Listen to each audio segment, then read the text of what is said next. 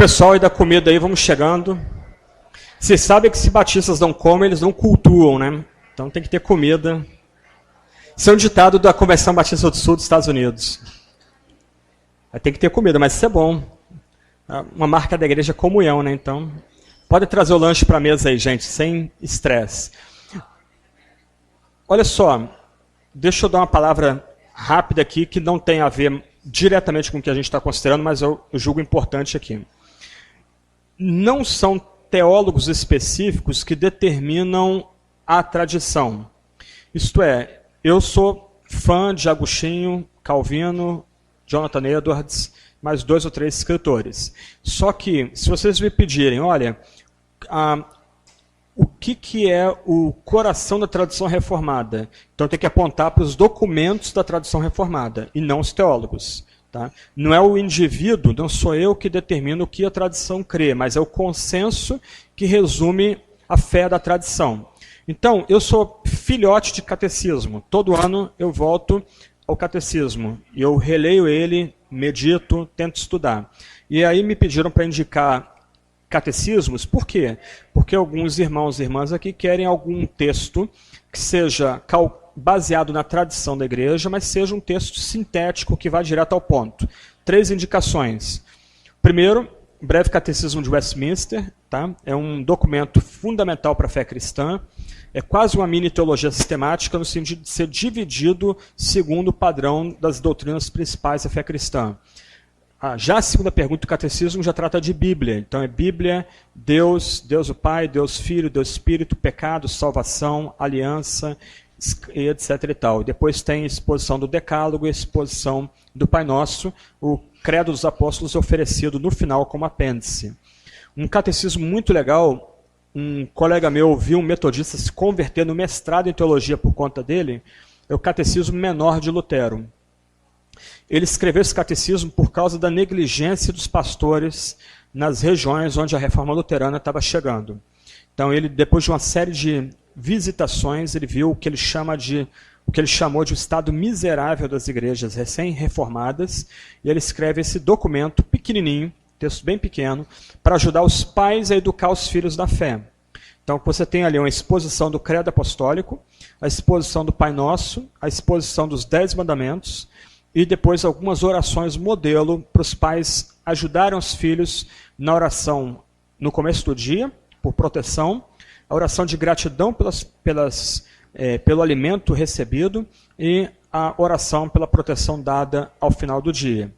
E, por último, o meu catecismo predileto, que é o Catecismo de Heidelberg. Ele é uma mistura da tradição luterana e da tradição reformada. Ele pega o melhor dos dois mundos. É essencialmente evangelístico e bem caloroso. A primeira pergunta dele é: qual o teu único conforto na vida e na morte? Nota, qual é o teu único conforto? Você não tem como se refugiar nos seus pais, na sua comunidade. O catecismo obriga que você responda quem te dá conforto, tanto na vida como na morte. E aí tem a resposta correta. Talvez nessa resposta, a segunda pergunta do catecismo, a primeira pergunta do catecismo, talvez uma das respostas que melhor resumam o que é a fé evangélica. Esse catecismo é a exposição do Credo Apostólico, dos 10 Mandamentos, também do Pai Nosso. Okay? Só que é uma exposição bem maior do que o Catecismo Menor de Lutero, mas não é tão completo e tão detalhado como o Breve Catecismo. Mas ele é mais devocional, mais pastoral e mais pessoal do que os outros dois. Os outros dois estão preocupados com a fé na igreja, a fé em casa, e aqui a sua fé diante de Deus e Cristo Jesus. Tá? Por isso é o meu catecismo predileto. Ele inverte a ordem calvinista típica, que o Decálogo é estudado quando se estuda a vida cristã. Nesses 2 catecismos, o Decálogo é estudado antes de falar do credo. Por quê?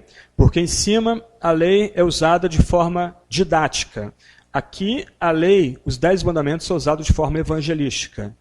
Então, a lei humilha o pecador para depois levá-lo a Cristo. Aqui, o pecador convertido em estado a seguir a lei, como padrão da santidade. Então, são 3 documentos fundamentais para estudar teologia, especialmente para quem quer uma apresentação bem objetiva do que é mais central e essencial à fé cristã hoje, até para contrapor essas heresias presentes no nosso meio. E todos os 3 estão na internet. Você joga ele no Google, você tem o texto na íntegra na internet, você pode ler na internet, baixar para o seu computador, tira de HTML, joga para Word, você pode usá-lo diretamente da internet. Okay?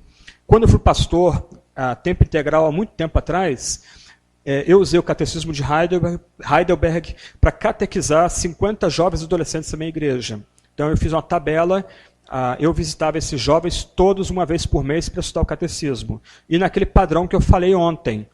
O que é isso aí? Baixou o catecismo? Então, lá ele baixou da internet, está as folhinhas ali, grampeadas ali. Então, você pode fazer o mesmo também, botar dentro da Bíblia e ler durante o dia. A ideia era estudar com os jovens 2 perguntas por semana, apenas. Perguntas simples, respostas objetivas e mais o texto bíblico. Então, a ideia era, uma vez por mês, visitar todos os jovens que estavam debaixo do meu cuidado pastoral. Então, foi uma experiência muito legal. Até hoje eu tenho saudade disso e o pessoal que estudou catecismo comigo ainda lembra, mais de 15 anos depois ainda tem saudade de estudar o catecismo. Ok, continuando então. Com a reforma, a cristandade é fraturada, literalmente. A ideia de uma Europa cristã agora é colocada em xeque. E você tem aí então a tradição reformada, a tradição luterana, a tradição anabatista, a tradição episcopal, todas surgindo em oposição à tradição católica medieval que nós estudamos agora pouquinho. Então a ideia da Europa cristã agora é fragmentada. Por exemplo, na Suécia... não, estou fazendo atrapalhada aqui. Aí. Suécia, Dinamarca, Noruega, Finlândia e especialmente Alemanha, o luteranismo triunfou ali. O calvinismo, ou a tradição reformada, vai ser dominante no norte da Alemanha, mas também na Suíça, em grande parte da França, norte da Itália, Inglaterra, Escócia, País de Gales, mesmo Espanha e Portugal foram influenciados, Portugal foi influenciado pelos luteranos. Houve um núcleo de fé luterana em Portugal que foi rapidamente extirpado. Um dos líderes da reforma portuguesa foi assassinado em casa, inclusive, com provavelmente uma picareta, um golpe de picareta na cabeça. Ele foi encontrado morto dentro de como é que é o nome daquele negócio que tem em países frios, né? Lareira, isso, obrigado. Tico-teco hoje está nas travadas aqui. Então, foi encontrado morto dentro da lareira. E o escocês que trabalhava com ele teve que fugir para a Escócia e se tornou reformado e foi um dos líderes do movimento presbiteriano depois na Escócia. Então, os luteranos tendo alguma influência sobre os portugueses também. E a Espanha debaixo da influência reformada. Os anabatistas ficaram na Holanda, Polônia, partes da Suíça também, que foram muito fortes nesse meio. Os episcopais foram fortes na Inglaterra e partes da Escócia. E eu falei um pouco sobre eles na primeira parte do encontro hoje. Então, a tradição luterana também tem seu entendimento da relação da igreja com o Estado. Ela vai romper aquela síntese que nós vimos há pouco, o Papa sendo cabeça do Estado e da igreja, e o que ela vai oferecer do outro lado é uma divisão ou uma tensão, melhor dizendo, onde, de um lado, os reis e governantes, eles têm autoridade sobre o Estado e a igreja, mas, do outro lado, os concílios e bispos também têm autoridade sobre a igreja. Isso é um paradoxo não resolvido, e é o modelo da tradição luterana que vai vigorar até mesmo na idade contemporânea. Também na tradição luterana, especialmente na Alemanha, mas também na Suécia, na Noruega, na Dinamarca e na Finlândia, a igreja é um ramo do Estado. Tá? Então, nos impostos já estão incluídos os valores que o Estado vai determinar para a igreja. Se você é membro de uma igreja batista, chamada lá Igreja Evangélica Livre na Alemanha, ou se você é membro de uma igreja metodista ou pentecostal, então você tem que assinar um termo que garanta que você é membro dessa igreja livre, então seu imposto vem um pouco menor, porque não é cobrado, não é exigido do cidadão que não é membro da igreja luterana que ele pague imposto que vai ser usado para a manutenção daquela igreja e das faculdades ligadas àquela igreja. Deixa eu tentar ilustrar essa tensão aqui usando um episódio da Segunda Guerra Mundial. De um lado, as universidades, as forças armadas, os meios de comunicação, os sindicatos, todas essas instâncias apoiaram a ascensão do nazismo. Uma foto famosa dessa década negra na Alemanha, década de 20 e 30, época da República de Weimar, é uma pessoa com um carrinho de mão carregando uma pilha de marcos para comprar pães no mercado. Inflação altíssima, quem lembra do Sarney, né? Deve lembrar do que é inflação alta, batendo 80%, 90%, né? Os fiscais do Sarney, aquela loucura toda que foi a década de 80 aqui no Brasil. Então, nesse ambiente de caos social, convulsão social e caos econômico, o nazismo chega ao poder com apoio de todas as principais instâncias da sociedade civil. E grande parte da igreja apoiou a ascensão de Hitler ao nazismo, as igrejas voltaram a ficar lotadas, ficaram cheias de pessoas. Oswald Smith, autor do famoso livro Paixão pelas Almas, ele foi na Alemanha na década de 30, 33, 34, ele achou que ele estava vendo um avivamento cristão genuíno lá, mas uma ala chamada Igreja Confessante se opôs ao nazismo desde a primeira hora. Um dos líderes da Igreja Confessante foi um homem chamado Martin Niemöller. Na Primeira Guerra Mundial ele havia sido comandante de submarino da Marinha Alemã, na época era a Marinha Imperial, a Alemanha tinha o imperador Guilherme II, ele foi um comandante de razoável sucesso, afundou alguns navios da Primeira Guerra Mundial, só que no processo da derrota alemã, em 1918, ele se converteu e se tornou ministro do Evangelho. E quando o nazismo assume o poder na Alemanha, querendo comandar a igreja, por exemplo, expulsar os judeus do ministério, exigindo que a igreja excluísse os judeus da comunidade e outras atitudes loucas desse tipo, esse homem, Niemöller, se opôs ao nazismo. Ele se levantou contra o nazismo. E ele se reuniu com mais ou menos 4, 5 mil outros pastores luteranos e reformados, entre eles Karl Barth, que eu citei há pouco, e eles fizeram a frente de resistência ao partido nazista e conseguiram, com algum grau de sucesso, se manter em tensão com o nazismo durante toda a Segunda Guerra Mundial, e surgindo depois da guerra como uma reserva moral da Alemanha, né, em 1945. Só que em 1939, quando a Alemanha invade a Polônia, ela invade a Polônia sob o pretexto de que os poloneses fizeram um ataque à traição a uma guarda de fronteira, a fronteira entre a Alemanha e Polônia, uma confusão territorial lá imensa que também não vê o caso agora. Então, você tem uma onda de nacionalismo e patriotismo. Isso, geralmente quem paga o pato são os jovens, quando você tem essas ondas, esses arroubos nacionalistas e patriotas, né? E Niemöller, esse bispo alemão evangélico, criado nesse modelo, onde de um lado você é cidadão do Estado e membro da igreja, ele já estava preso, ele se tornou um prisioneiro especial de Adolf Hitler, por resistir ao nazismo, foi mandado para o campo de Sachsenhausen, campo de concentração, só que ele, por se perceber patriota e veterano de guerra, ele escreve uma carta do próprio punho, se voluntariando para voltar para a Marinha de Guerra. Ele quer ir para a linha de frente, já que os próprios filhos dele também foram convocados para ir para a guerra. Um cristão, alguém que resiste ao nazismo como uma religião louca e demoníaca, só que alguém que se percebe como patriota e leva o seu patriotismo às últimas consequências, mesmo se oferecendo para servir a um regime destruidor e demoníaco, talvez uma das ideologias mais destrutivas de toda a história. Isso é o modelo luterano da relação igreja-estado. Quando a Alemanha se dividiu na Guerra Fria, você lembra que tinha República Federal da Alemanha, República Democrática da Alemanha. Ano passado nós comemoramos os 20 anos da queda do Muro de Berlim.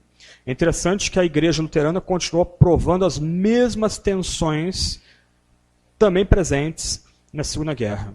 Então, o Partido Comunista na República Democrática Alemã tentando conduzir os rumos da Igreja Luterana. A Igreja nem a Igreja se percebia, nem o Estado percebia a Igreja como uma instância independente do Estado, separada do Estado. Mas tanto a Igreja como o Estado percebiam a Igreja como um departamento do próprio Estado, ou pior, do partido e do governo daquela hora. Então isso aí se tornou um modelo da tradição luterana, chamado também de dois reinos. Tá? Há um livro em português chamado A Teologia dos Dois Reinos. Por que dois reinos? Porque você tem o reino de Deus e o reino dos homens, que é o Estado. Okay? Mas esse tipo de história me deixa esperto com toda papo de patriotismo, lealdade ao Estado, nacionalismo, lealdade ao partido. O partido é transcendente, o partido salva. Opa, só Deus salva. Primeiro mandamento, lembra? É axioma, é um comando teológico, uma ordem teológica. Não terás outros deuses diante de mim, nem mesmo partido ou Estado. Ok. Tradição reformada, então. Desculpa, antes, na ordem, né, os reformados vão vir depois. Então, as tradições anabatista e batista. Só um ponto aqui, os batistas vêm da tradição reformada. Nós somos bisnetos de anglicanos, netos de presbiterianos, filhos de congregacionais. Tá? Isso é história, não tem como correr disso. Mas eu coloquei os dois lado a lado porque, em alguma medida, os batistas dependem da tradição anabatista. A tradição anabatista vai surgir na Holanda, é uma tradição fortemente separatista. Ela vai entrar em conflito tanto com luteranos como reformados. E o que a tradição anabatista privilegia, está meio quebrado aqui, né? Mas é uma separação radical entre igreja e Estado. São instâncias completamente separadas. O Estado é governado por reis e governantes que governam os cristãos. A obediência aqui é absoluta. Não se questiona a ordem do Estado. Do outro lado, ó, aqui a linha é uma linha preta, escura, separando o Estado da igreja. A igreja é dirigida por presbíteros e pela congregação. E a setinha aqui subindo e descendo, os cristãos também, porque são congregação, têm responsabilidade com a igreja. Aqui a seta só desce. É interessante que os anabatistas, aqui no Brasil, são os menonitas, o povo menonita. Eu sempre dei aula sobre tradição anabatista, na história da igreja, mas nunca tinha conhecido um menonita. Há uns 3 anos atrás, eu fui fazer uma viagem com o pessoal da editora Vida Nova, e está lá o gerente de vendas dele, Rogério, e o sobrenome dele é uma sopa de letrinhas, porque ele tem descendentes poloneses. Então, é um monte de consoantes e 1 ou 2 vogais. E aí, lá pelas tantas, a promotora de marketing da Vida Nova é assembleana, e eu conversando com ela, a gente falando sobre a igreja, tá? Ela fala assim, fulano, Rogério, estou citando o nome dele, mas é um grande amigo meu. Ele é menonita, e ele sabe dessa história, ele estava do meu lado. Né? Aí eu, você é menonita? Aí ele, sou presbítero da igreja menonita aqui de São Paulo. Tá? Aí eu virei para ele, posso fazer um negócio? Aí ele já virou meio desconfiado, eu cocei o queixo, posso tocar em você? Aí ele, por quê? Você é o primeiro menonita que eu conheço. Aí eu fui no ombro dele, pronto, finalmente toquei no menonita. A gente se tornou bons amigos, a gente sempre viaja junto. Algumas saídas minhas ele me acompanha também. Mas a ideia, por exemplo, principalmente dos menonitas do sul do país, é de uma completa separação do Estado. Então, algumas comunidades menonitas no Paraná, Mato Grosso do Sul, Goiás, eles vão viver completamente afastados dos grandes centros, sem polícia, às vezes sem energia elétrica e sem todos os benefícios da modernidade. Um problema sério começou a acontecer na década de 90, principalmente na fronteira com o Paraguai, que traficantes paraguaios começaram a ver esse tipo de subcultura presente no Brasil. Eles atravessavam a fronteira para assaltar os menonitas. Por quê? Porque eles entendiam que os menonitas não recorreriam ao Estado para sua proteção. Não sei quem que viu aquele filme A Testemunha com Harrison Ford. ele reflete uma comunidade Amish, que é muito próxima também dos menonitas. Se você lembrar, eles não têm armas, não têm defesa, eles vivem como se estivessem no século XVIII, século XIX, em algum país do leste europeu. Já os batistas têm uma posição diferente. Aqui ficou errado a linha. A linha tinha que ser pontilhada e não uma linha reta, tá? Então tinha que estar toda pontilhadinha aqui, até na teologia sistemática está errado também. Por quê? Porque os batistas entendem que Deus estabelece o Estado e a igreja, entendem que os cristãos, olha a setinha diferente aqui, ó. Os cristãos podem servir ao Estado, interagir com o Estado, os cristãos podem servir forças policiais, forças militares, podem se candidatar a cargos públicos, podem servir como juízes, promotores, mas são instâncias diferentes. Tá? Por isso que, no passado, quando os batistas eram um pouquinho mais sólidos, não seria tolerado que um político desse uma palavra num púlpito. O político não seria nem destacado naquele culto. Se alguém quisesse distribuir santinhos, ele seria convidado a distribuir aqueles santinhos da porta da igreja para fora. Por quê? Porque se entendia que o Estado é uma instância ordenada por Deus, mas que não pode ser misturada com a igreja. São instâncias distintas. Okay? Se tem um candidato aqui, tem um membro da nossa igreja que é candidato a um cargo no pleito para vereador, deputado. Ele quer falar na igreja? Legal, vamos fazer uma reunião à parte das reuniões de culto e vamos trazer mais um outro candidato para que haja pluralidade e eles possam debater aqui. Pelo menos eu fui criado assim. Igreja Batista, quando eu era adolescente, meu pastor fazia isso. Mas, e eu me lembro, isso eu vi, presenciei, alguém veio com um monte de santinhos, ele falou, não, olha, do portão para fora você fique à vontade, mas do portão para dentro você não vai distribuir santinhos aqui, aqueles folhetinhos para buscar votos. Então essa tem sido a posição batista típica desde a época da pós-reforma, desde a época do movimento puritano. Um componente aqui é que essa posição também se tornou uma marca da tradição batista, até porque quando os batistas surgiram, geralmente eles eram muito pobres e com pouco acesso aos centros de poder. Então, de um lado, eles queriam valorizar os centros de poder, porque eles entendiam que Deus estabeleceu a autoridade temporal, mas não permitindo o governante se meter em assuntos da comunidade cristã ou da igreja local. Ok? Então, isso aqui são os modelos anabatista e batista. Indo um pouquinho além... Opa, estou apanhando aqui. Ok, tradição reformada. Aí você tem aí uma mudança bem diferente, tanto do modelo luterano, como do modelo anabatista e batista. Nota que as duas instâncias, igreja e Estado, estão debaixo da mesma esfera, quer dizer, o mesmo retângulo, né? Mas a ideia é que igreja e Estado são ordenadas por Deus, são percebidas como instâncias que Deus ordena, só que, de um lado, quem dirige a igreja, para cá, são sínodos e presbíteros. Quem dirige o Estado é o rei ou os governantes. E a igreja coopera com o Estado naquilo que o Estado faz bem, e, do outro lado, o Estado coopera com a igreja na proclamação da palavra. Ponto. Essa era a posição da reforma do século XVI e XVII, que ainda se pensava em termos de cristandade ou sociedade cristã. Então, a ideia original de Calvino é que, ainda que igreja e Estado sejam autônomas e separadas, o Estado é ordenado por Deus para preservar a pureza da igreja e para a igreja poder pregar a palavra. De outro lado, a igreja vai ajudar o Estado por meio da correta pregação da palavra, de tal forma que o Estado seja justo e cristão. Só que isso é legal no mundo das ideias, no mundo ideal, porque na prática a coisa foi um pouco diferente. Tá? Como está aqui no quadro, o dever dos magistrados, originalmente, era manter a ordem no Estado e a uniformidade de culto. Por isso, quem matou Serveto, Bobão, eu explico já por quê, não foi Calvino, foi o Estado. Calvino não teve participação nenhuma, até porque ele era cidadão francês e não genebrino.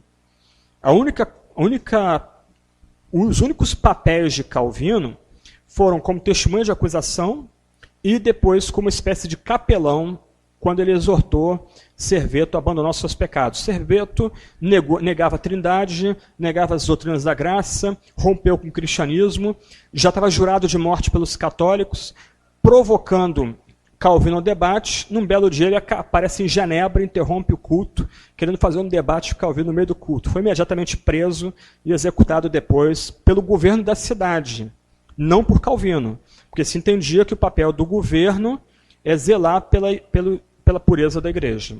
Tá? Só que a coisa mudou um pouco de figura.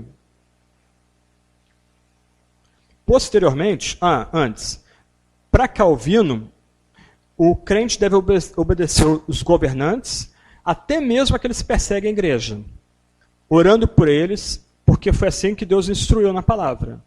Então, não há em Calvino um conceito de desobediência civil ou desobediência ao Estado. Mas quem veio depois elaborou melhor isso. Então, quem veio depois de Calvino, por isso que a gente não segue Calvino, né? Não é ele que resume o que é a tradição reformada. Quem veio depois mudou isso aqui. O papel do Estado é garantir não a uniformidade de culto, mas a liberdade de reunião e de culto. Agora há uma grande diferença. E quem começou a elaborar isso foram os calvinistas escoceses e também americanos. Tá? Então a ideia aqui, 100 anos depois de Calvino, não é manter o papel do Estado, do magistrado, não é manter a uniformidade de culto, é manter a liberdade de culto. Especialmente da cultura americana. Tá? E o que vai mudar também? Mais um ponto bem importante. Agora acertei. Aqui. Quem veio depois elaborou não só um conceito de resistência ao Estado, mas também o direito de matar um rei que seja um tirano. Tá? Então, só para vocês terem uma ideia aqui como é que é o esquema aqui. Quem elaborou isso foi um homem chamado Samuel Rutherford, talvez um dos maiores teólogos presbiterianos de toda a história. Pouquíssimo conhecido por nós, para prejuízo nosso. Tá? Ele tem um volume de cartas para quem quer, infelizmente não está em português, mas quem quer aprender mais sobre devoção, seguir a Jesus, é simplesmente maravilhoso. Ele tinha sido preso, ele foi mandado para uma prisão, ficou longe da igreja dele, ele escrevia carta para os membros da igreja dele quase todo dia, pregando por carta. Só que ele também foi um teórico político. Então, para ele, por exemplo, quais são as 3 etapas da resistência ao Estado? Primeira etapa, se o Estado toma uma medida que seja anti ou contrária à Sagrada Escritura, que é o juiz último, a autoridade final, o crente tem o direito de fazer um pleito e exigir uma resposta clara ao seu pleito por parte dos magistrados. É interessante que isso está contemplado até mesmo na nossa Constituição, e a gente nem sabe como é que faz um pleito. O pleito exige, há uma exigência implícita no pleito de que os magistrados, senador, vereadores, deputados, eles respondam àquele pleito. É uma obrigação pela Constituição. Mas isso foi criado por quem? Por um teórico reformado. Okay? Segunda etapa da resistência ao tirano. Se o pleito não é satisfatório ao cristão, esse tem a opção de se mudar, de ir para outro país, outra localidade. Por isso que a França, que chegou a ter mais ou menos 30% da sua população como evangélica, começou a migrar para a Holanda, para a Inglaterra e principalmente para os Estados Unidos e para a Alemanha. Tantas perseguições, tantas guerras religiosas, os crentes cansaram, não tem como vencer, vamos embora. Essa é a segunda etapa.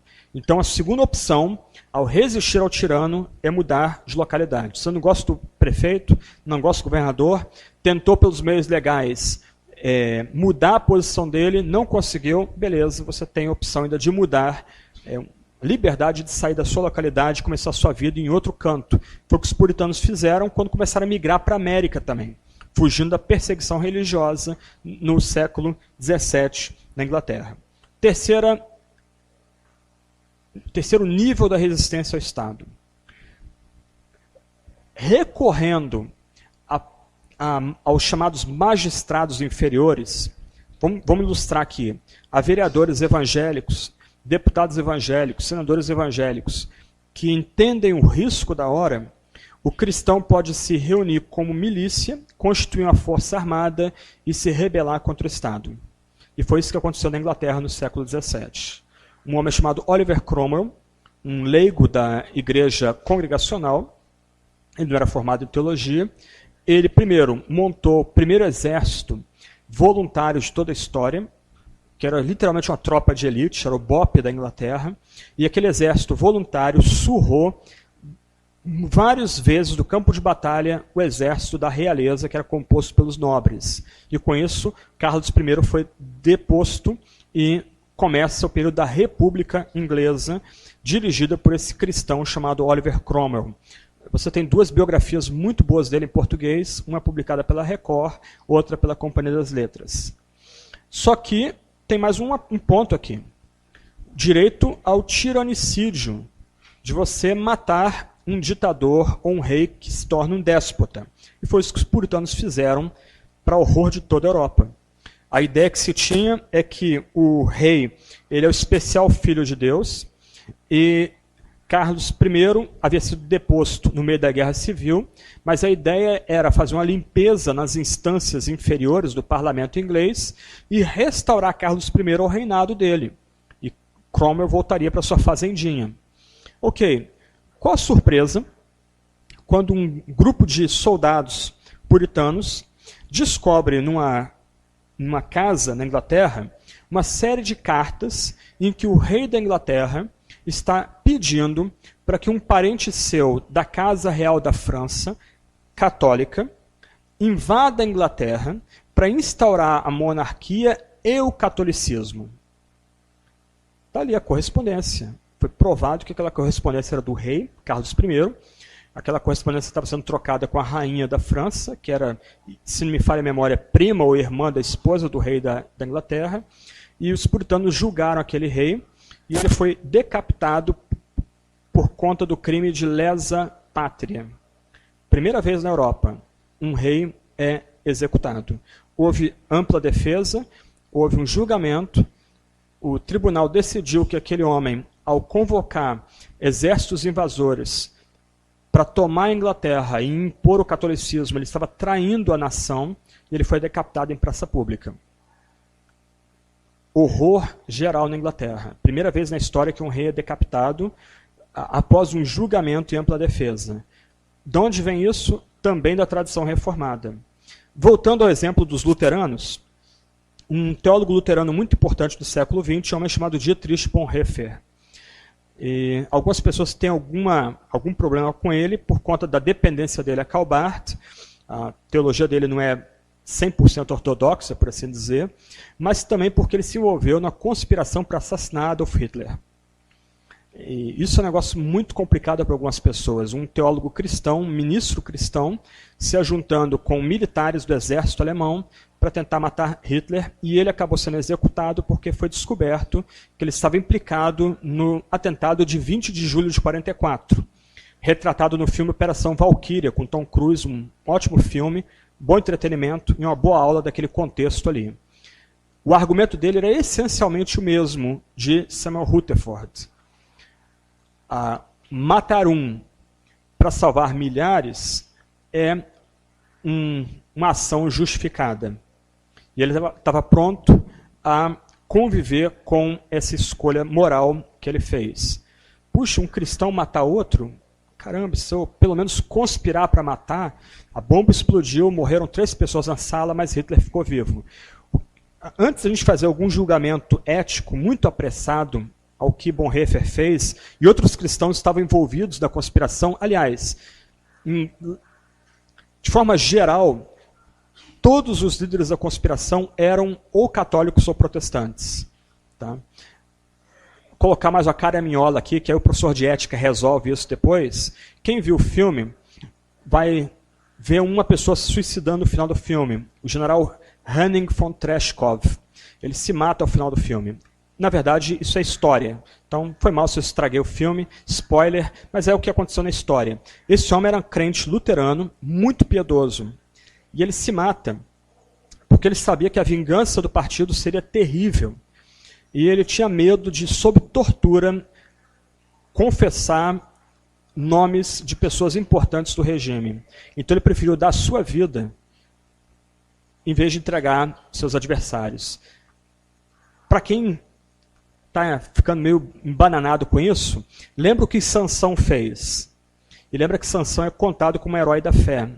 Então refreia o seu julgamento um pouquinho, suspende o julgamento para estudar um pouco mais isso em ética cristã e com um professor. Aí fica uma bomba relógio para o professor de ética cristã resolver depois. Mas o ponto de Bonhoeffer era essencialmente o mesmo ponto dos puritanos.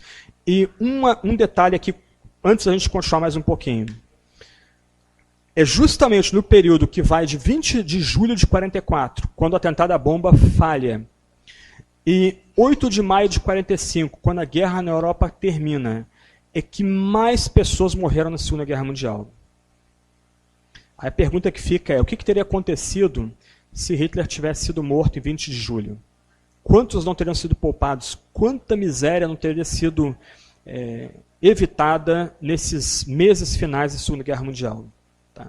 Então, isso aqui que são uma das grandes contribuições dos calvinistas ao debate político. Um ponto importante, algumas pessoas vão tomar Rousseau, por exemplo, como um dos fundadores do Estado moderno. Lembra que ele era de Genebra.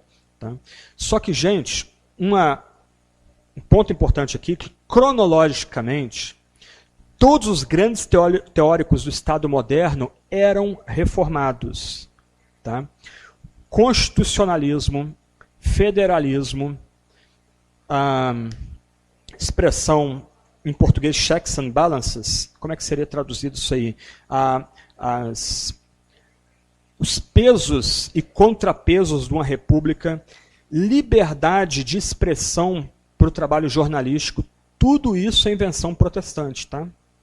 A primeira defesa de liberdade de expressão jornalística foi escrita por um homem chamado John Milton, que era o secretário particular de Oliver Cromwell, era congregacional.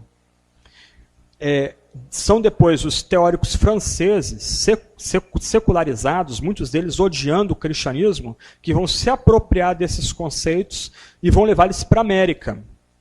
Mas é sugestivo que a Declaração de Independência ela é gestada em Princeton, também um centro de escoceses presbiterianos. Aliás, ilustração desse ponto aqui. A gente tem tempo ainda, um pouquinho de tempo aí. Revolução Americana. Como começa a Revolução Americana? Aumento de impostos. Hoje eu li no jornal rapidinho que a dona Dilma já está querendo aumentar a carga de impostos de pessoa física ano que vem 4,5%. Os ingleses, uma ilhazinha, dominando metade de um continente, eles sobretaxam a América. O que os americanos vão e fazem? Começam a fazer protesto. Pega os coletores de impostos, só deixa eles de roupa de baixo, enche os caras de piche e depois joga pena de pato em cima deles e dá um chute nos caras. E aí começa a Revolução Americana. O rei Jorge III, que era o rei da Inglaterra na época, ele vai dizer o seguinte: os malditos presbiterianos tocaram fogo na minha colônia. Que eram os líderes da Revolução?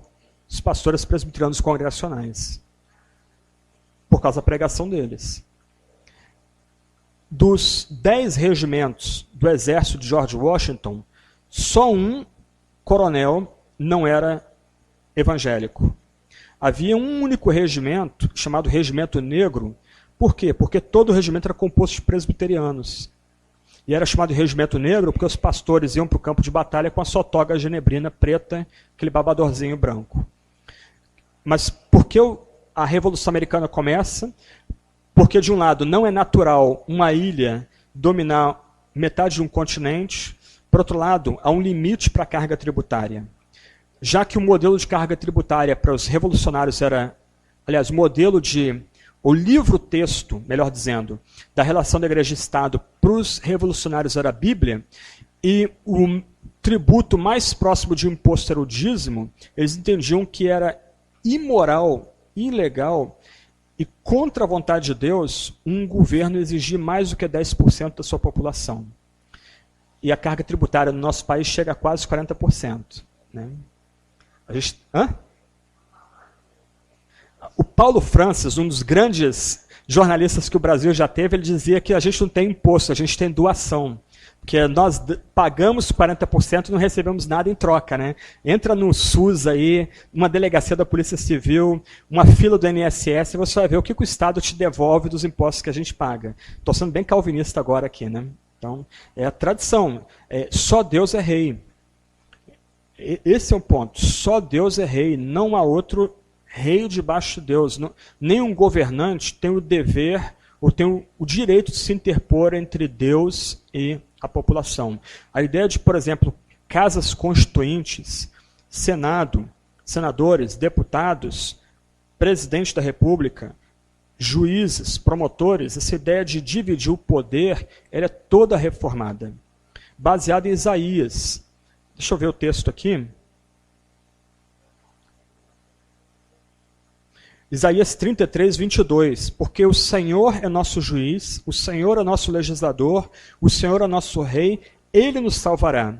Só Deus pode ser juiz, legislador e executor. Porque só Ele é rei, mais ninguém. Então, já que só Deus tem todo o poder entre os seres humanos tem que ser dividido para que um ser humano não tenha poder sobre o outro. Tá? Isso aí é tudo contribuição da reforma. Tá? Opa. Fiz atrapalhada aqui. Eu não posso chegar muito perto de coisas muito tecnológicas, mas tudo bem. Só queria mostrar um ponto aqui. Aqui. Esse lema é um lema profundamente reformado.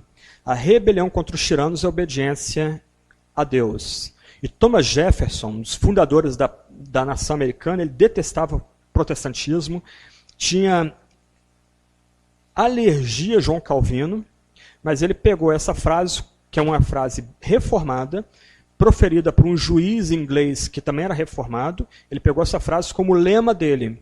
A rebelião contra os tiranos é obediência a Deus. Porque no final só Deus é o único rei e só Ele a gente dá lealdade absoluta.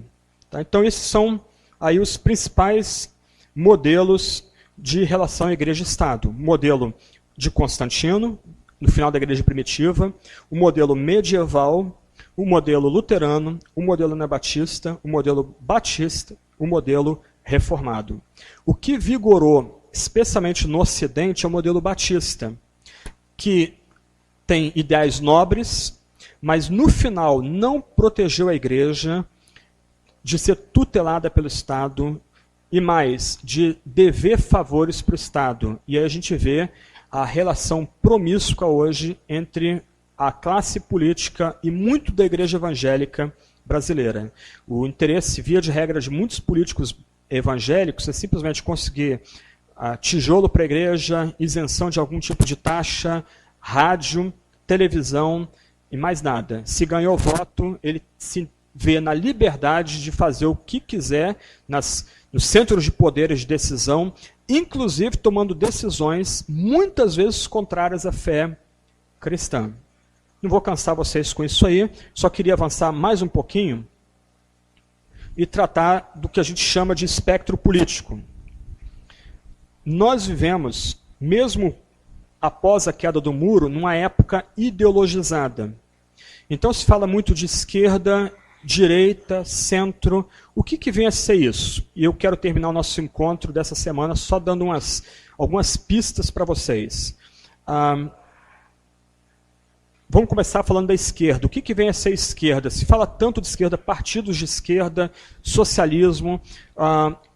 Alguém de direita é alguém que visa o próprio lucro. Alguém de esquerda é aquele que visa o bem social. É a famosa conceituação de Norberto Bobbio, um jurista importante, um ideólogo importante do século XX. Mas será que esquerda e direita podem ser definidas ou conceituadas de forma tão simplista assim?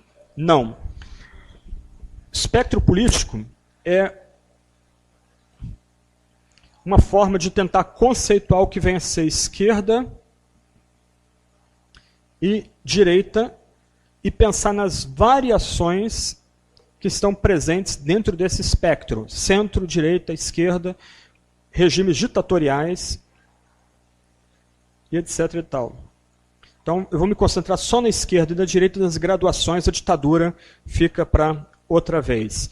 O que caracteriza a esquerda? O que caracteriza a esquerda é a noção da transcendência do Estado ou do partido. E nesse sentido, para horror de muita gente, tanto o comunismo como o nazismo são esquerda. Geralmente, quando se bate muito na esquerda, um insulto recorrente é dizer o seguinte: fulano é de extrema direita. E no ideário popular, a extrema-direita é o nazismo, então quem bate na esquerda porque é nazista, malvado, capitalista, etc, etc, etc. Mas no nível político e filosófico, tanto o nazismo como o comunismo se integram dentro da esfera da esquerda. O que caracteriza a esquerda? O Estado dirigindo as várias esferas da sociedade. Então, o que você tem aqui é uma ênfase estatizante,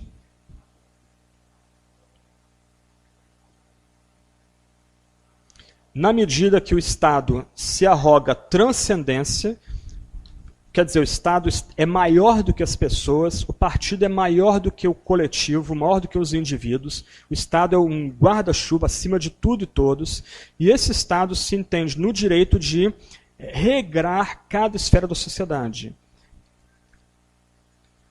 Ok, eu vou evitar alguns exemplos, mas acho que vai ficar óbvio para vocês. Então, o Estado buscando ter poder sobre a família, regular as relações familiares, como, por exemplo, ECA, o Estatuto da Criança e do Adolescente, Lei da Palmada. Então, o Estado se vê no direito de se imiscuir na esfera da família. O Estado se vê como o patrono da escola, e não só da escola, mas o próprio currículo da escola, microgerenciando até o que se leciona em sala de aula. O Estado patrocina as artes. Aqui no Brasil, né, nós temos aí uma parte do imposto sendo dado para fomentar a cultura, só que do outro lado a cultura geralmente apoia a política ou ideário do Estado. O Estado regula as relações trabalhistas e se entende como aquele que determina como devem se portar patrões e empregados. E o Estado, como no PLL 122, se vê também no direito de determinar não só o culto, mas a própria pregação da igreja também no campo da ética e da moral. Então, por exemplo, eu falei do nazismo há pouco. O nazismo tomou o poder na família. A ideia é que as mães alemãs devem procriar e ter filhos para apoiar esse novo partido. O Estado, no nazismo, determinava até mesmo como a escola deveria ser estruturada. Já na década de 30, grande parte das universidades eram fortemente antissemitas. Somente reitores e diretores fossem membros do partido nazista poderiam ser diretores das universidades alemãs. O Estado patrocinando a arte. Isso é um tópico famoso de estudo no campo do nazismo, o tipo de idealização da família, da mulher, do homem, patrocinado pelo Estado por meio da arte. O Estado tentando estabelecer as leis trabalhistas e regulando as leis trabalhistas, férias, prêmios, incentivos, e etc. e tal. E o Estado tentando conduzir até mesmo a igreja cristã, católica e protestante. Nesse sentido, qual a diferença de comunismo para nazismo? Ambos são esquerda, ambos são socialismos. Mas, de um lado, o nazismo é um socialismo nacionalista. A ideia é preservar a nação, expandir a nação, o espaço vital do Minha Luta do Adolf Hitler. Enquanto, do outro lado, o comunismo é internacionalista, levando a sua bandeira para todos os países. De um outro lado, o nazismo ele é racialista, centrando todo o seu discurso na ideia da superioridade racial darwinista. Então, ele é nacionalista e também racialista, na medida que privilegia-se uma nação e uma raça como superior em detrimento a todas as demais. Do outro lado, o comunismo ele é socializante, isto é, a ideia dele não é privilegiar uma raça, mas privilegiar uma classe, a classe dos trabalhadores que vão tomar o poder e massacrar a burguesia e planificar a economia. Mas no final, o alvo de ambos é socializante e esquerdista, sendo que o Estado, aqui, ele é visto como transcendente, ele está acima da sociedade. Só pode criticar o partido ou o Estado quem serve o partido ou o Estado. Qualquer outra crítica fora do partido ou do Estado, ela tem que ser calada e marginalizada. O que é direita, afinal, então? Do outro lado, no espectro político, a direita privilegia o indivíduo. Então, é o indivíduo que está no centro. E nota, o Estado aí ele é colocado ao lado de outras instâncias. A ênfase da direita, como você pode ler aí, é liberdade pessoal e econômica, e os direitos individuais são garantidos. Por exemplo, para a direita, o direito à propriedade privada é a cláusula pétrea. Nossa Constituição é esquizofrênica. Ao mesmo tempo, ela defende a propriedade privada, do outro lado, ela também fala de forma insinuante da função social da propriedade. Quer dizer, alguém pode ter sua propriedade desapropriada por conta do bem comum ou do bem da sociedade. Então, você tem essa tensão não resolvida dentro da Constituição de 88. Os limites para a direita são respeito à vida, propriedade e liberdade dos demais. Um exemplo de direita aqui é a Constituição Americana de 1776. A segunda ementa, para escândalo de muita gente, diz mais ou menos o seguinte: para preservar a liberdade do indivíduo, este tem o direito de portar armas e mesmo constituir milícia. Para a nossa cultura, isso soa loucão, é um negócio muito doido. Qual é o ponto aqui? O ponto é que o indivíduo, diferente do espectro da esquerda, o indivíduo é o valor absoluto. Na esquerda, o Estado é o valor absoluto. Se nesse lado aqui, na direita, o indivíduo é o valor absoluto, para ele não ser tragado pelo partido ou pelo Estado, então ele tem o direito de entrar numa Sears, numa Lojas Americanas, comprar seu revólver e ter o seu revólver e munição, ou sua pistola e munição em casa. E ele também tem o direito de constituir ou fazer parte de uma milícia para proteger a sua liberdade individual, os limites da sua individualidade. A ideia de guarda nacional americana tem a ver justamente com isso. Quer dizer, o cara é militar de fim de semana, mas ele tem o seu fuzil em casa, ele tem o seu armamento em casa. O que está entranhado na ideia da guarda civil, dessa reserva militar, é justamente a preservação do indivíduo, que é um valor protegido pela Constituição. Um debate recente foi sobre a compra de armas, o uso de armas, por exemplo, no Distrito Federal americano. Então, até então, desde Clinton, era proibido que se portasse armas, se comprasse livremente armas no Distrito Federal americano. Aí a Suprema Corte, houve uma petição, um grupo de civis fez uma petição à Suprema Corte, essa proibição foi julgada inconstitucional na Suprema Corte e foi derrubada. A única salvaguarda que permaneceu é que não se pode comprar fuzil, mas pode-se comprar armas. Dá um nó em nossa cabeça? Dá. Por quê? Porque nós, brasileiros, só pensamos em termos de esquerda. O que nós almejamos é um Estado que resolva todos os nossos problemas. Qual o problema com isso? É que quando nós acordamos, o Estado está presente em todas as esferas, tentando se imiscuir em todas as esferas, até mesmo em aulas de educação sexual. Então, um escândalo recente lá em São Paulo é que alguns professores da rede estadual começaram a levar, inclusive, objetos sexuais para a sala de aula, para dar aula para crianças de 8, 9, 10 anos com esses objetos pornográficos. Mas por quê? Porque o Estado se vê no direito de entrar na esfera privada, uma esfera que era apenas para a família. Agora em São Paulo, Belo Horizonte também, Brasília, alguns pais lutando na justiça para educar os seus filhos em casa.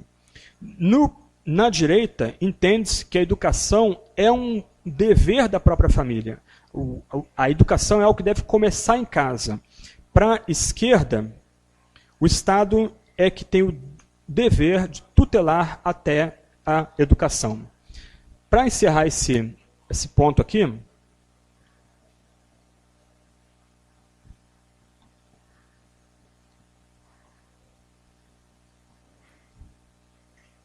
para quem está achando agora a matéria um pouco mais complicada, pesada e talvez um pouco mais técnica, vale a pena você comprar um livretinho do homem chamado George Orwell, chamado Revolução dos Bichos. Tem até um filme animado também, baseado no mesmo livreto, chamado Revolução dos Bichos. É bem fiel ao livro. É muito curioso que George Orwell era um socialista desencantado, e ele escreveu esse livro como uma crítica não só ao socialismo, mas contra todo o totalitarismo. Então é uma fábula, como também o Peregrino de John Bunyan, e vale a pena você ler. Você lê rapidinho, é um livrinho pequenininho, 100 páginas, você lê isso em 2 horas, 2 horas e meia, numa rede, quietinho, tomando a brisa do mar. Mas é bem legal, porque você começa a ver os pontos de contato entre o que esse homem escreveu entre 45 e 48, que acontece no nosso país também. Como a mamãe cadela perde todos os seus filhotinhos, ela era um pastor que cuidava dos rebanhos, perde todos os seus filhotinhos para os porcos, que são agora os donos da fazenda. E como seus filhotinhos, educados agora pelos porcos, se tornaram os cães de guarda extremamente violentos do novo regime. Esse é um detalhezinho, né? Tem o cavalo Napoleão, que crê no regime. Ele crê que o regime vai melhorar as relações trabalhistas. Morre de tanto trabalhar. Leia a fábula, bem perceptiva, quase profética, se eu posso usar essa expressão. Para terminar, então, aqui. Como eu disse há pouco, há uma série de gradações entre esquerda e direita. Então, na esquerda, propriamente dita, você tem o comunismo, socialismo e nazismo. No país, o mais próximo de nazismo que nós tivemos foi o próprio Getúlio Vargas e os integralistas. Tá? Getúlio Vargas ele flertou com o nazismo até 1942, quando os submarinos alemães atacaram embarcações brasileiras até na costa do Nordeste, e por clamor popular, ele foi obrigado a entrar na guerra do lado dos aliados. Mas a gente nunca teve partido nazista aqui, graças a Deus. Mas você tem relíquias como PCB e PCdoB, que são claramente partidos de comunistas, e você tem o PT, que se enquadra algumas vezes como um partido socialista, outros como social-democrata. Depende muito do autor e daquele membro, quadro do partido que está escrevendo. Então, isso é lá na extrema esquerda.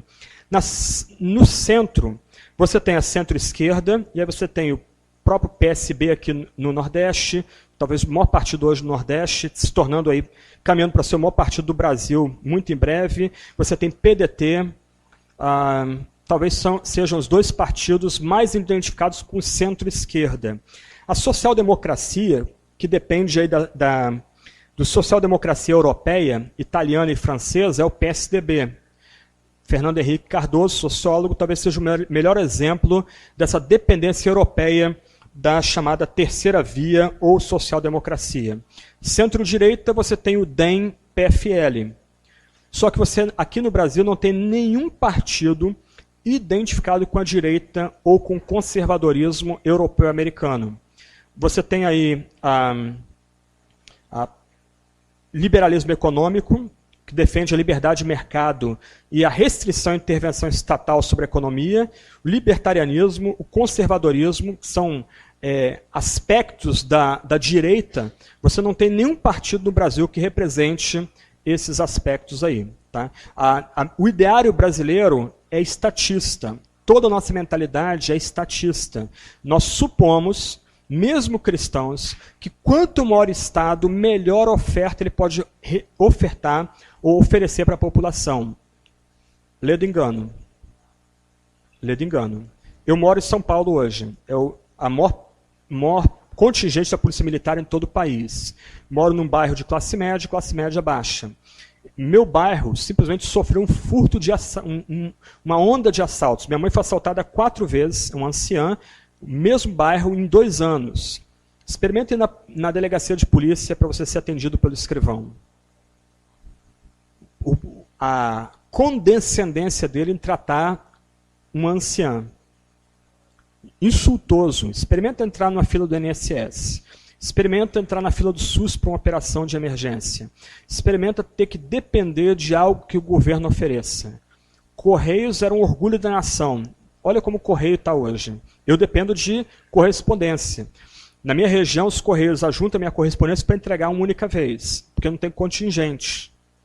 Tudo loteado, tudo sucateado, estado inchado, ineficaz, corrupto, gastador, impostos altíssimos, carga tributária violentíssima, imposto em cima de imposto. Só que nós continuamos pensando em termos de estatismo, da direção do Estado, como se o Estado fosse a solução para os nossos problemas. Ledo engano, o que nós precisamos é menos Estado. Mas estou me desviando um pouquinho. A grande questão aqui é o seguinte: não há como identificar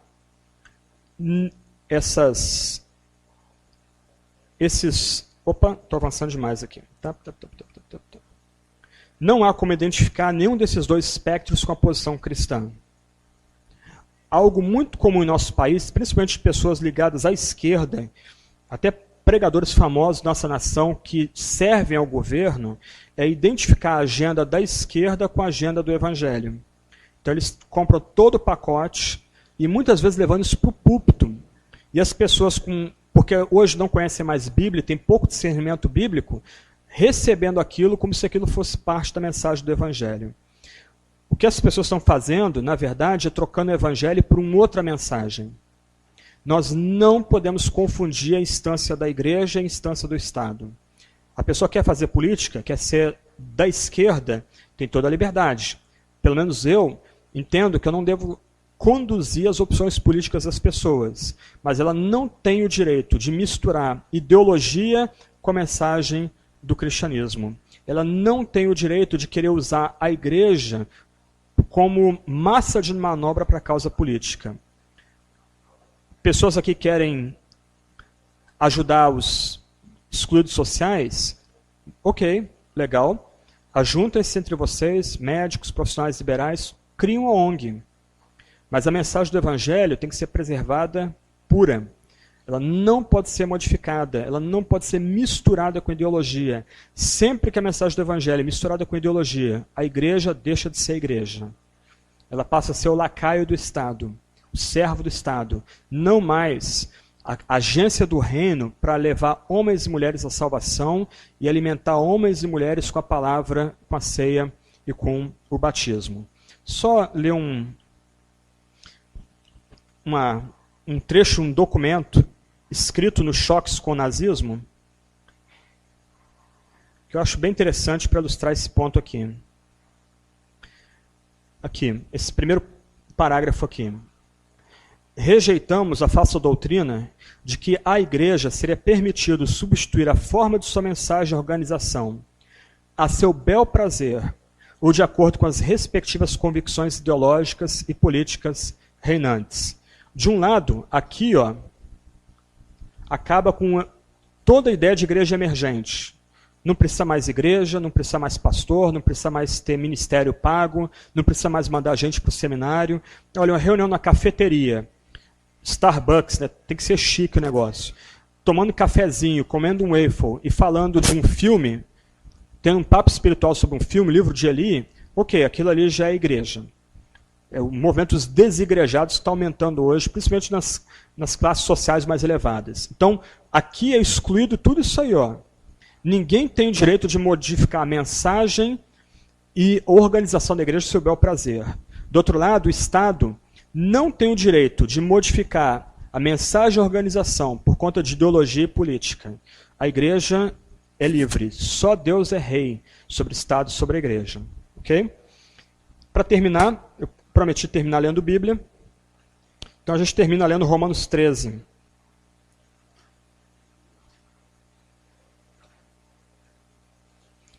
Versos 1 até 7.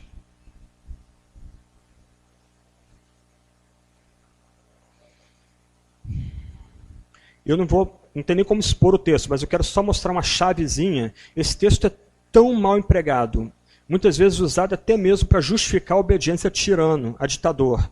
Mas eu quero dar uma pista aqui para ter uma outra interpretação do texto aqui. Romanos 13, 1 até 7.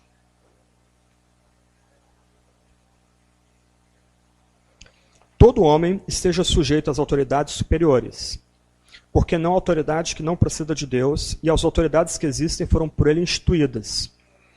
De modo que aquele que se opõe à autoridade resiste à ordenação de Deus, e os que resistem trarão sobre si mesmos condenação. Porque os magistrados não são para temor por quando se faz o bem, e sim quando se faz o mal. Queres tu não temer a autoridade, faz o bem e terás louvor dela. Visto que a autoridade é ministro de Deus, a mesma expressão usada para falar do pastor e do presbítero, tá? A autoridade é ministro de Deus para teu bem.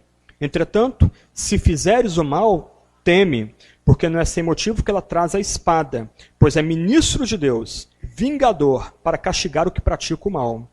É necessário que lhe estejais sujeitos, não somente por causa do temor da punição, mas também por dever de consciência. Por esse motivo, também, pagais tributos, porque são ministros de Deus, atendendo constantemente esse serviço. Pagai a todos o que lhes é devido, a quem tributo, tributo, a quem imposto, imposto, a quem respeito, respeito, a quem honra, honra. Primeiro ponto aí da passagem. Deus não estabelece o indivíduo. Deus estabelece a autoridade. Então nós respeitamos a autoridade como estrutura. Nós respeitamos as divisões de poder. Nós respeitamos o Congresso. Nós respeitamos a presidência. Nós respeitamos os juízes. É isso que Deus estabeleceu. Como eu sei que essa autoridade é boa e deve ser honrada? Quando ela protege o bom contra o mal. Quando ela faz o mal temer. Nota que é uma causalidade ali. Nós não honramos qualquer autoridade. Nós não somos vassalos de qualquer autoridade. Nós honramos a estrutura, posto que é ordenada por Deus, e nós honramos essa estrutura porque ela é dada para a proteção do bom contra o mal. Ela é espada para o que o mal, para o que o criminoso fascina tema.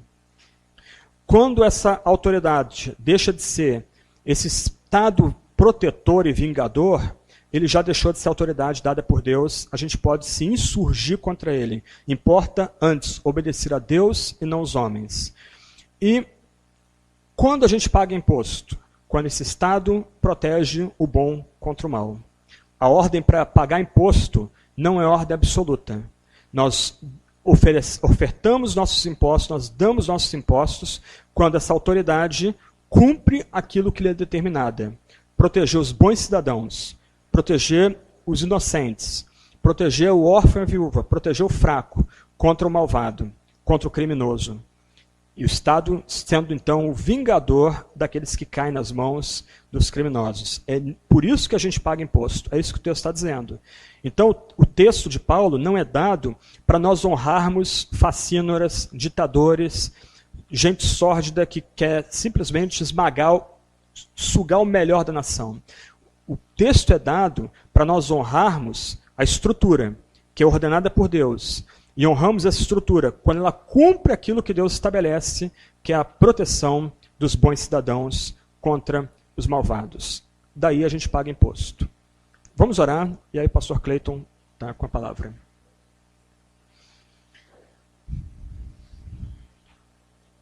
Senhor Deus, tem misericórdia de nós. Gastamos muito tempo passeando pela história da tua igreja, história do teu povo. Tantas posições diferentes. Ajuda que fique só aquilo que procede de ti.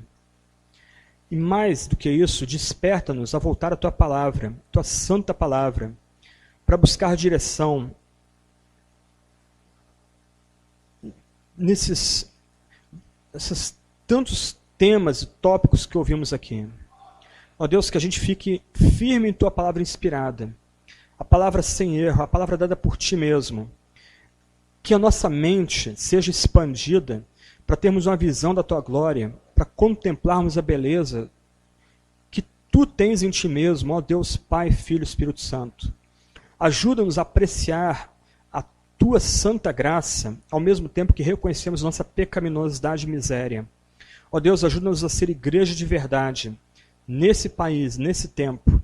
Ajuda-nos a não sermos cativados pelo canto da sereia, mas ficarmos firmes, pregando a tua palavra e administrando corretamente a ceia e o batismo, os santos sacramentos que o Senhor mesmo deu a nós. Ó Deus, ajuda-nos a ser igreja de verdade. É o que te pedimos no nome de Cristo. Amém.